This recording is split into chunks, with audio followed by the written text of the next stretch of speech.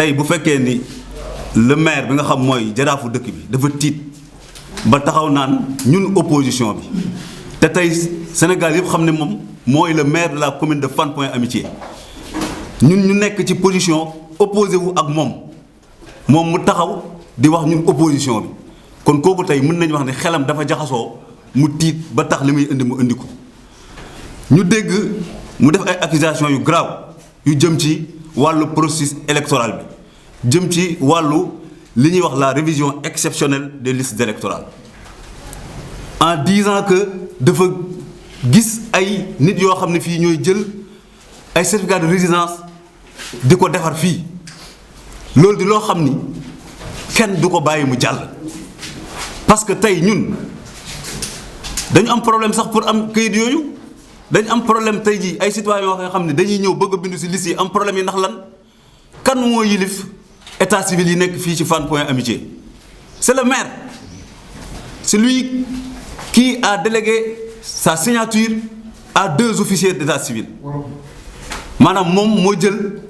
xaatimam signature am dénk ko ñaari ñi nga xam ne si ñoom ñooy ay officiers d'état civil mën na leen képp koo xam ne ñëw na fi di ko wut indil leen certificat de domicile na ngeen ko jox te noonu la war a demee parce que texte yi moo wax loolu nit ki nga xam ne si dafa ñëw dem ci délégué de quartier mu jox ko domicile am mu dem ci officier bi mu jox ko résidence am mais kooku lan moo si yoonu ñun ñi nga xam si tey ñoo nekk fii di opposition di waa APR lan moo si nekk yoonu waa coalition Benno Bokk Yaakaar ban mainmise lañ am ci loolu pour mën ko def tey su fekkee dafa tiir wala mu jànnaxe ba taxaw di wax yoo xam tegu ko fenn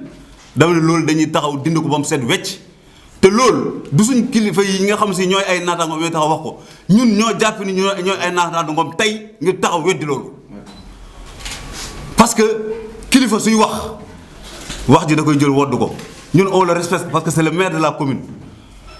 duñ wax loo xam ni ay kàddu yoo xam ni ku ko dégg danañu ci xeeb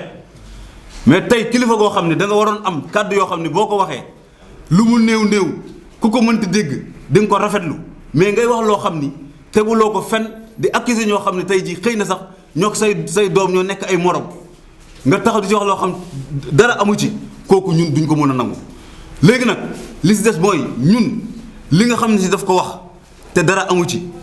dama ni ñun dañ koy topp ba mu sës parce que doo taxaw fii nga ne dañ ñëw topp leen ba biir permanence APR ñu fay taxaw di signer ay résidence loolu amul nañu génneel benn résidence boo xam ni fii lañ ko signé moo je défie le maire nañu génneel benn résidence boo xam ni dañ ko remplir fii signé ko fi amul su amee na ko wone kon il faut que ñu bàyyi di divertir les populations ñu bàyyi di divertir ñi nga xam si ñoom ñoo nekk fii Fann Point Amitié dama ni fii li texte yi wax dafa leer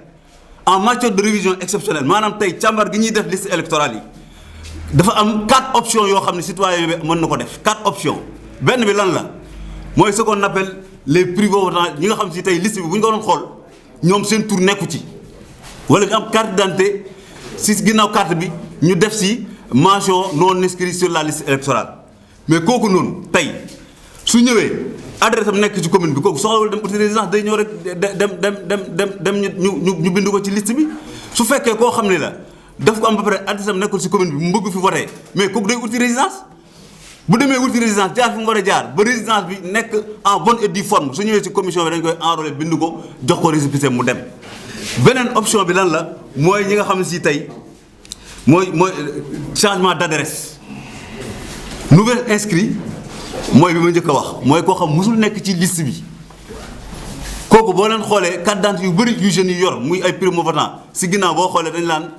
personne non inscrit sur la liste électorale ñooñu ñooy les nouvelles inscrits ñooñu bu ñu ñëwee dañ leen di bind su fekkee seen adresse fii la su fekkee du fii ñu ut certificat de résidence changement de statut am na mais balaa ngay gis changement de statut dafa wax changement d'adresse mooy ki nga xam ne tey dafa bëgg a def modification nga xam ne tey jii par exemple mën na nekk ci commune bi am carte d'identité am adresse fii ci commune bi waaye ci carte électeur bi dañ gis ni du voté fii mu ngi voté beneen commune léegi mu bëgg ni man dama bëgg modifier di voté fii mais kooku bu ñëwee soxlu certificat de résidence kooku dafay dem indi carte d'identité bi parce que adresse bi nekk ci carte d'identité bi baax na dañ koy enrôler directement ki nga xam ne si adresse bi nekku fi mu bëgg ñu changer ko kooku mooy uti résidence mais résidence boobu fu ñu koy utee mooy ci officier d'état civil te officier d'état civil bi mais kooku c'est le maire qui est son patron c'est pas nous kon lu tax tey jii kilifa gu toll ni moom amul dara lu muy wax ñëw naan gis naa ni te permanence APR la ñuy defaree ay résidence yaakaar naa kilifa warta waxee noonu te beneen bi ci topp muy changement de statut mooy koo xam ne tey par exemple yow militaire nga woon nga bëgg a nekk civil loolu option la soo ñëwee nga ne dama def changement de statut loolu mooy troisième option ñu changé la nga jaar fi nga war a jaar ñu yóbbu di la ci statut militaire def la statut civil boo nekkoon aussi civil nekk militaire boo bëggee changer statut nga ñu changé la ko loolu mooy troisième option beneen bi mooy lan radiation mooy ñoo xam ne tey jii par exemple nekkoon nañ ci liste bi te xëy na peut-être nekkatuñ fi wala ñu bëgg dindi ci liste bi su ñëwee fi ñu jaaree fi ñu war a jaar ñu defal radiation dindi leen ci liste bi donc yooyu mooy 4 options yi am 4 options yooyu am yëpp tey na maire bi wax su dee li muy wax am na wax fan la gis irrégularité tey yi am ci dans la commission bi nga xam ne si tey ñoom ñooy saytu loolu au niveau de Fann Point Amitié parce que man commission bi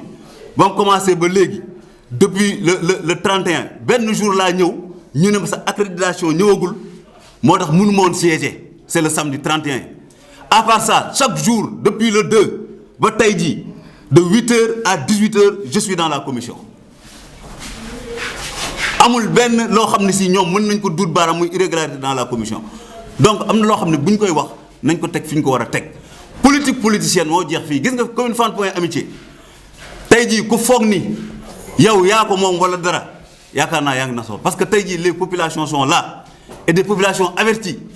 xam nañ li ñu war a def xam nañ li ñu war a def xam nañ li ñu bëgg xam nañ li nga xam si bëgguñu ko képp ku liggéey xam nga après sama collègue tey jii Lamine Maroon dina ñëw ci aspect yu bëri on verra ndax loolu am na képp koo xam ne si tey wóolu nga sa bilan yaakaar naa jërul ngay tiit di affolé ñu nekk ci en pleine révision liste électorale ngay woote ay conférence de presse di accuser ñoo xam say opposants lañ te yow tu as tous les pouvoirs locaux sont entre les mains du maire ñun yoruñu benn pouvoir local nous sommes ses opposants nous sommes les opposants du maire tey bu tiitee nag ba naan ñun opposition kon xamul si ay mbiram dara donc ci gàttal loolu laa bëggoon ngeen xam ko te xam ne lépp li nga xam si wax na ko fii tey mu jëm ci wàllu processus électoral bi ay accusation gratuite la nee na nay dem si yoon na dem si yoon ñun ñu ngi koy xaar te on est prêt na dem ci yoon na dem ci procureur nee na mu porter plainte su fekkee ne dafa am loo xam ne si bu fekkee da nga bëgg yow say officier boo leen nee garde à vous am ñu bañ rek nga ne ñi rebelle leen naa leen faagaagal loolu dinañ xool ndax dina jàll wala du jàll dama ni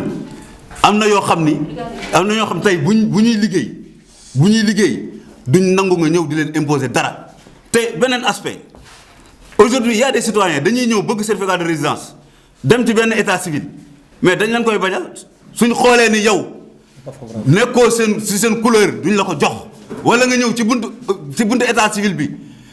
tout en sachant que ni certificat de résidence police soo demee duñ ko nangu da ngay ñëw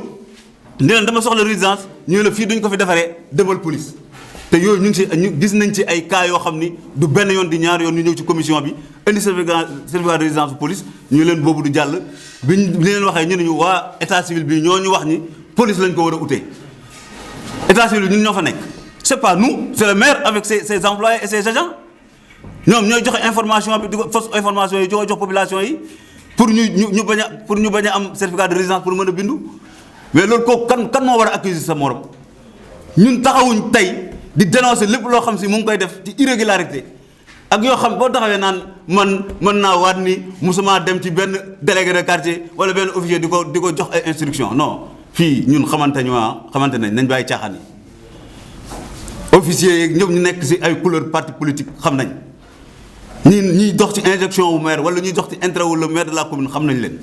il faut donc qu'on arrête aujourd'hui de divertir les gens